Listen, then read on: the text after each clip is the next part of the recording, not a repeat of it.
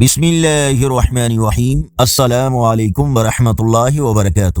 On line Quran 93 channel پر خوش آمدید۔ آج کی ویڈیو میں آج کے کیلنڈر کے ساتھ چند اللہ اور اس کے رسول صلی اللہ علیہ وآلہ وسلم کے فرامین۔ اللہ تعالی نے ارشاد فرمایا، اگر تم اچھے اعمال کرو گے تو خود اپنے ہی فائدے کے لیے کرو گے، اگر تم برائیاں کرو گے تو اس کا وبال بھی تمہاری ہی جانوں پر ہوگا۔ رسول اللہ صلی اللہ علیہ وآلہ وسلم نے فرمایا، سب سے افضل صدقہ روٹھے ہوئے لوگوں میں صلح کرا دینا ہے۔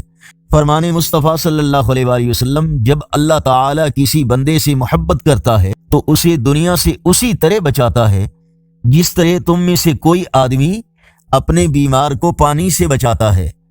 اللہ پاک کے آخری نبی صلی اللہ علیہ وآلہ وسلم نے حضرت سیدہ عائشہ صدیقہ رضی اللہ تعالیٰ عنہا سے ارشاد فرمایا، میں تمام اولاد آدم کا سردار ہوں اور تمہارے والد حضرت ابو بکر عرب کے دانشوروں کے سردار ہیں۔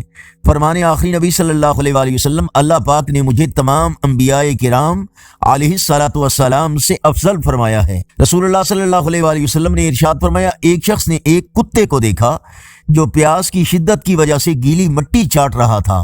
اس شخص نے اپنا موزہ لیا اور اس میں پانی بھر بھر کر کتے کو پلانے لگا، یہاں تک کہ اس کو خوب سیراب کر دیا۔ اللہ سبحانہ تعالی نے اس شخص کے کام کی قدر کی اور اسے جنت میں داخل فرما دیا۔ نبی کریم صلی اللہ علیہ وآلہ وسلم نے ارشاد فرمایا، مبارک ہو اس شخص کو جو اپنے نامہ اعمال میں کثرت سے استغفار پائے۔